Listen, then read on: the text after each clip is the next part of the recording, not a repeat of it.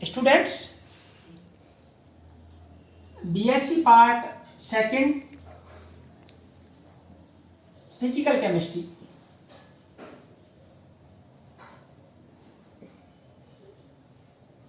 Physical chemistry. आज हम जो स्टार्ट कर रहे हैं यूनिट 4 है, यूनिट 4 इलेक्ट्रोकेमिस्ट्री।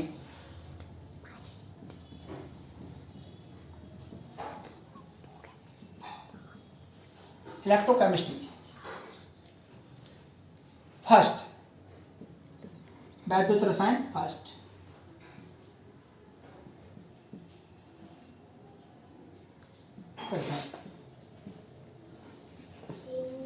हमारे पास में 2 यूनिट है, 4th और 5th इलेक्ट्रोकेमिस्ट्री की। इलेक्ट्रोकेमिस्ट्री फर्स्ट 4th यूनिट है और इलेक्ट्रोकेमिस्ट्री सेकंड 5th यूनिट है। सबसे पहले जो इस यूनिट में टॉपिक है विद्युत का अभिगमन, इलेक्ट्रिकल ट्रांसपोर्ट। विद्युत का अभिगमन, इलेक्ट्रिकल ट्रांसपोर्ट। विद्युत का एक स्थान से दूसरे स्थान की ओर जाना विद्युत का अभिगमन कहलाता है। विद्युत का एक स्थान से दूसरे स्थान की ओर जाना विद्युत का अभिगमन कहलाता है। किसी पदार्थ में से विद्युत धारा का प्रवाहित होना, किसी पदार्थ में से विद्युत धारा का प्रवाहित होना विद्युत चालकता, इलेक्ट्रिकल कंडक्टेंस कहलाता है। वैद्युत चालकता, इलेक्ट्रिकल कंडक्टेंस यानी वैद्युत चालकता कहलाता है।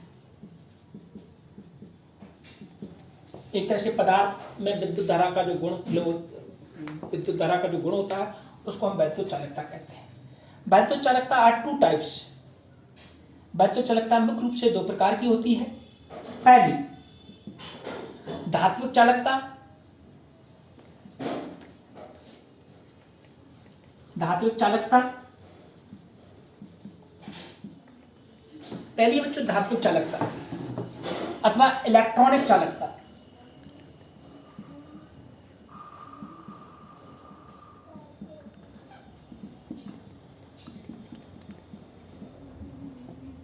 पहली हमारे पास में धात्विक चालकता अथवा इलेक्ट्रॉनिक चालकता।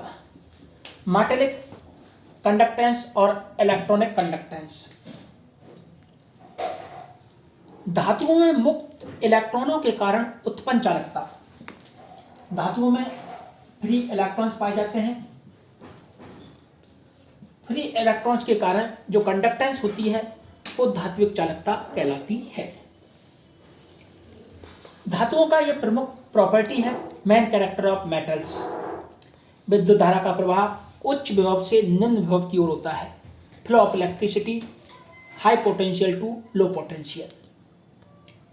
इन धातुओं में यानी इन चालकों में विद्युत धारा प्रवाह के समय कोई रासायनिक परिवर्तन नहीं होता। No chemical change, no chemical change. यानी जो वायर हैं बच्चों, तार हैं, उनमें इलेक्ट्रिसिटी फ्लो होती है, कोई प्रकार का रासायनिक परिवर्तन नहीं होता। इसलिए हमने देखा है कई बार जो लाइनें होती हैं इलेक्ट्रिसिटी की वो लंबे समय तक स्थायी होती हैं क्योंकि उनमें कोई भी रासायनिक परिवर्तन नहीं होता है। एग्जाम्पल के रूप में हम देखते हैं, हमारे पास में सभी धातु हैं, सभी धातुएं धात्विक चालकता रिप्रेजेंट करती हैं। जैसे Ag है, Au है, Fe है, Al है, ये सभी धातुएं हैं विद्युत चालकता का गुण रखती है, एक्सेट्रा। कुछ मिश्र धातु होती हैं, एलॉयज होते हैं। मिश्र धातु भी विद्युत धारा का, जैसे स्टील है, ये भी विद्युत धारा का गुण रखती हैं। ग्रेफाइट है, ये भी विद्युत धारा का गुण रखता है, यानी मेटेलिक कंडक्टेंस इसमें पाई जाती है। ठोस लवण, cadmium sulphate, copper sulphide, cadmium sulphide और कॉपर सल्फाइड में भी विद्युत धारा का गुण पाया जाता है। तो ये सारी प्रॉपर्टीज इलेक्ट्रॉनिक कंडक्टेंस के अंतर्गत आती हैं। ये सभी इलेक्ट्रिकल कंडक्टेंस का गुण रखते हैं। दूसरा जो प्रॉपर्टी है हमारे पास में वो विद्युत अपघटनी चालकता अथवा इलेक्ट्रोलाइटिक चालकता, इलेक्ट्रोलाइटिक कंडक्टेंस और आयनिक कंडक्टेंस। इलेक्ट्रोलाइटिक कंडक्टेंस और आयोनिक कंडक्टेंस। दूसरी कंडक्टेंस इलेक्ट्रोलाइटिक कंडक्टेंस और आयनिक कंडक्टेंस यानी वैद्युत अपघटनी चालकता। वैद्युत अपघटनी चालकता, वैद्युत अपघटनी चालकता। गलित अवस्था अथवा विलयन अवस्था में आयनों द्वारा उत्पन्न चालकता। गलित अवस्था अथवा विलयन अवस्था में आयनों द्वारा उत्पन्न चालकता वैद्युत अपघटनी चालकता कहलाती है। वैद्युत अपघटनी चालकता कहलाती है।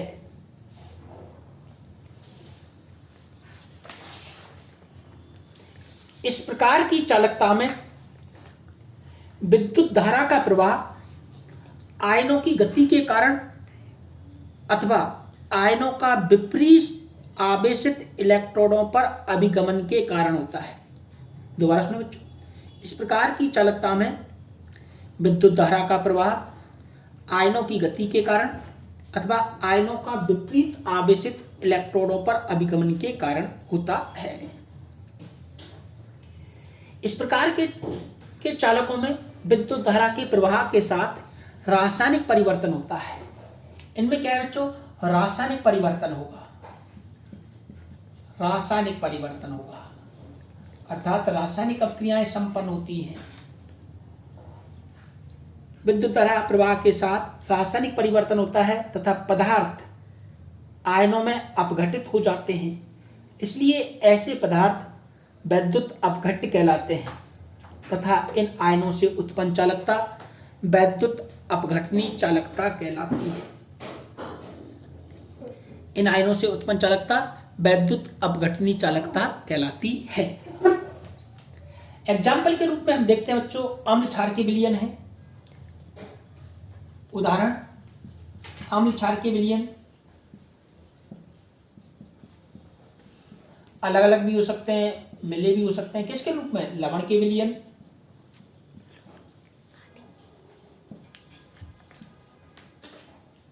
पिघले हुए लवण या जलीय विलयन।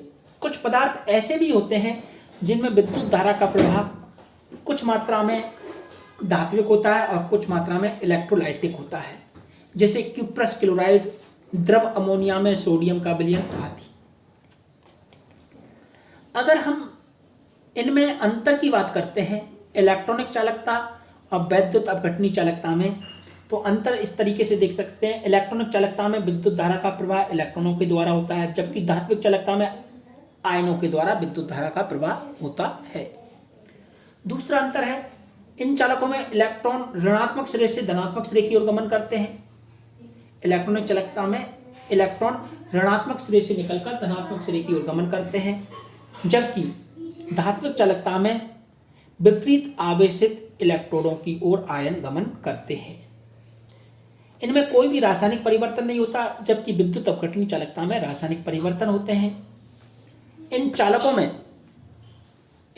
में यानी इलेक्ट्रॉनिक चालकों में पदार्थ का परिवहन नहीं होता है, यानी पदार्थ अपनी जगह स्थिर रहता है, केवल इलेक्ट्रॉनों का परिवहन होता है। जबकि विद्युत अपघटनी चालकों में पदार्थ अर्थात आयनों के रूप में परिवहन होता है, एक स्थान से दूसरे स्थान पर जाते हैं। इलेक्ट्रॉनिक यानी धात्विक चालकता का मान ताप बढ़ने पर घटता है और विद्युत अपघटनी चालकता का मान ताप बढ़ाने पर बढ़ता है।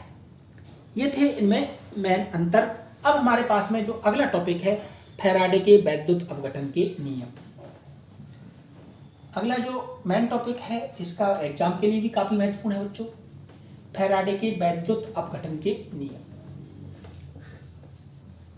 फैराडे के वैद्युत अपघटन के नियम, इसमें दो नियम है, प्रथम नियम और द्वितीय नियम। तो सबसे पहले हम लेंगे फैराडे का प्रथम नियम। फैराडे का प्रथम नियम, फैराडे का प्रथम नियम।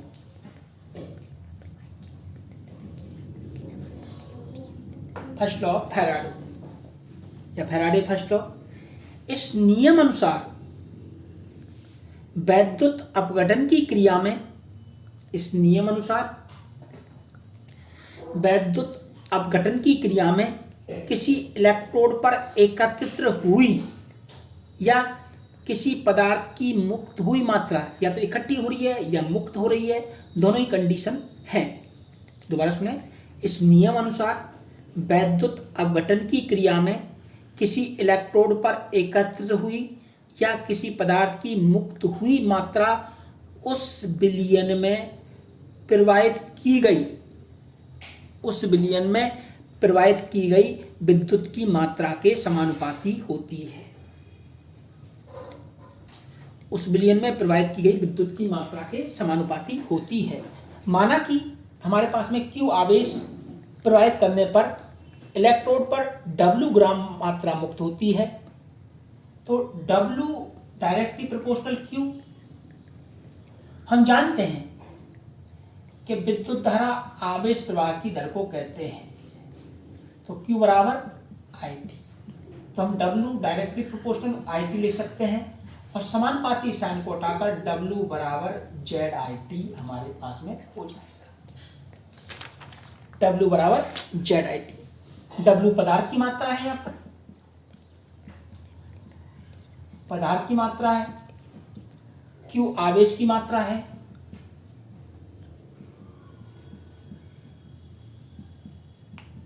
और I विलयन में प्रवाहित होने वाली धारा, विलयन में प्रवाहित होने वाली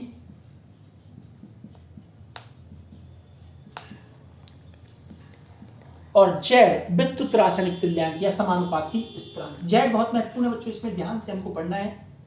विद्युत रासायनिक तुल्यांक,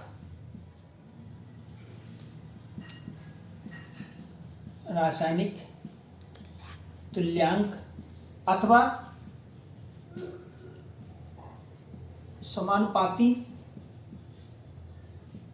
स्थिरांक, विद्युत रासायनिक तुल्यांक अथवा समानुपाती स्थिरांक, इसमें Z है।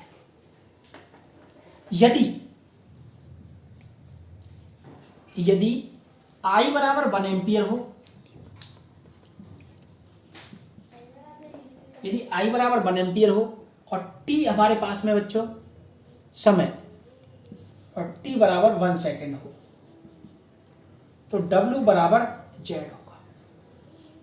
W बराबर Z अर्थात किसी पदार्थ के विलयन में, अर्थात किसी पदार्थ के विलयन में 1 एम्पियर विद्युत धारा, किसी पदार्थ के विलयन में 1 एम्पियर विद्युत धारा, 1 एम्पियर विद्युत धारा 1 सेकंड तक प्रवाहित की जाए, तो मुक्त हुई पदार्थ की मात्रा को, मुक्त हुई पदार्थ की मात्रा को उस पदार्थ का वैद्युत रासायनिक तुल्यांक कहते हैं। मुक्त हुई पदार्थ की मात्रा को उस पदार्थ का वैद्युत रासायनिक तुल्यांक कहते हैं। इसका मात्रक ग्राम प्रति कूलाम होता है, ग्राम प्रति कूलाम होता है। इसका मात्रक ग्राम प्रति कूलाम होता है। फैराडे के द्वितीय नियम के बारे में हम डिस्कस करेंगे। फैराडे का द्वितीय नियम, फैराडे का द्वितीय नियम, सेकंड लॉ ऑफ फैराडे या फैराडे सेकंड लॉ।